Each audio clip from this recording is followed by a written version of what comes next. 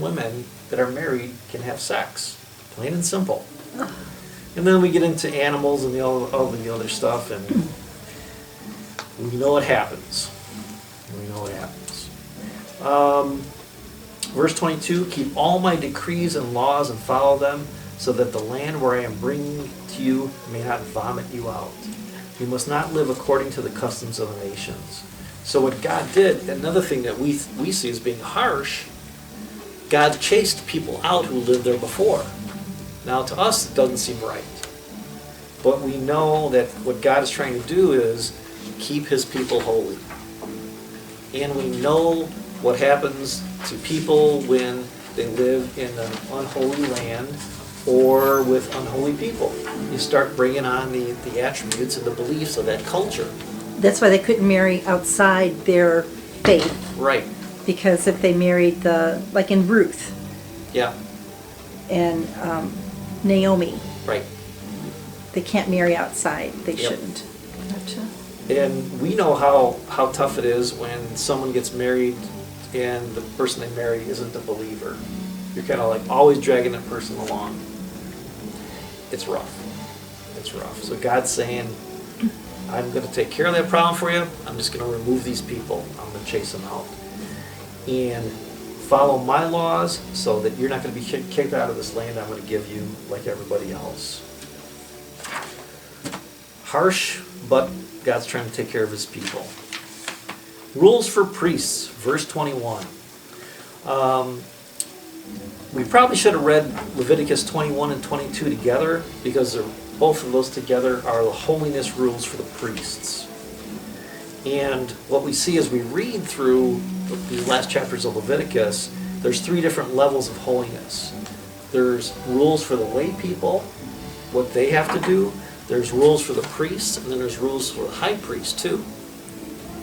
So we're going to find out the difference between the priests right here. Okay, a little bit of time. Priests must not shave their heads or shave off the edges of their beards or cut their bodies. Now, once again, God isn't saying if your hair falls out, you can't be a priest.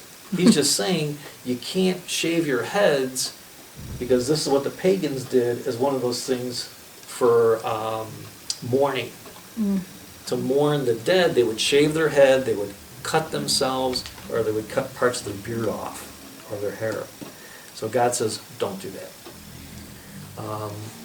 Priests must not marry women defiled by prostitution or divorce, because priests are holy. God laid out marriage to be forever. So he's saying, don't get divorced or you can't be a priest. We know that's not true now. Right. Because, well, pastors, no. Right. There's a lot of pastors who are divorced. Yeah, a lot. And a lot of that happens because sometimes pastors, either men or women, don't get the support from their spouse that they need. And there's nothing tougher than a pastor who's not supported by his spouse, because the phone rings at midnight, you're gone. Wilma's right. Pretty much Can't be a pastor's wife. It's a selfish. You remember you said? Yeah, I always said I could never be a minister's wife or a doctor's wife because I'm too selfish. Yep, you get up and go. Yeah. I had a second cousin who married a minister, and when I went to visit her, there were so many demands on her that I didn't know how she could ever she did not have a normal life. No, nope. So I'm very grateful God called him in his latter years and not early when their kids were still home, because as is Betsy then went off to college, and she's like, I'm out of here, because they weren't raised with what you go through. And I spent time in Roger and Leanne's home, and their phone rang. She just needed to have it hooked to her ear. Their phone rang all the time. It would have driven me crazy. Well, now with emails and texting and It comes from all directions. But we get a lot of dings at our home. Is that your ding? No, that's mine. So, but yeah, we are always moving. It's either Facebook, or it's Facebook Messenger, or it's a text, or it's a phone call, or it's an email. So sometimes on our Sabbath, on our Friday, his phone would ding. I say, I'll check it. You don't look, and I do, and I say, it can wait. no one's dead, no one got hurt. That's the main one. If someone gets hurt, we immediately take time to do it, but if it's not, it's your day off. Yeah. So, I was an EMT here in Cambridge for years, oh, and so there weren't many people around during the daytime, so there were a few of us that were on call all day, every day. And so, and you had to find somebody to take your place if you're going to be gone. So anyway, we had an appliance store for years, and I can't tell you the times that I had to slap a note on the front door and lock it and leave. And my husband had come back from a service call or something and was not very happy, but you had to he go. was pretty understandable. But you had to go. Yeah. Yeah, wow, yeah. So we're coming to the end, so you guys will be left to read the rest of chapter 21 for yourself, but you'll see that the first 9 verses are for the priest, and then the last verses, starting in verse 10, are for the high priest. And things just get rougher for the high priest. Is that why the Jewish men wear that little cap still? The yarmulke. That little, Yeah, Yeah. yarmulke. Yarmulke. Yeah. And why do that's, they wear that? that's still, Well, still way back Yep. from then. In Leviticus, you're not to uncover your head. Yeah.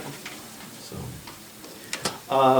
for example, the priest can bury his family members. He can attend the wake of his family, close family, mother, father, brothers, sisters. The high priest can't, Oh, because being near a dead body, that would make him impure, and he can't ever be impure. He always has to be ready for worship. Where the priest couldn't marry a divorced woman, the high priest has to marry a virgin, and she has to be a Levite. She has to be right from the priestly clan. I think that, I read that and I think that she must have to be from that clan, so she knows what's going on. Probably, so she understands the priest's life. Because remember, the high priest, he's the one that has to go out of the camp to take care of people. So if there's a leper or somebody with a skin disease, the high priest is the one who went out of the camp to take care of them. So you're worried about these contagious diseases. So once again, the wife of the high priest, she has to be bought into it as much as the high priest does. So, once again, we find that Leviticus is a little bit deeper than we thought. We see that the book of James has ties, deep ties to Leviticus. And we see how God wrote his laws. So they're not only to love him, but to love our neighbors. So who would like to pray us into worship, to get ready for worship?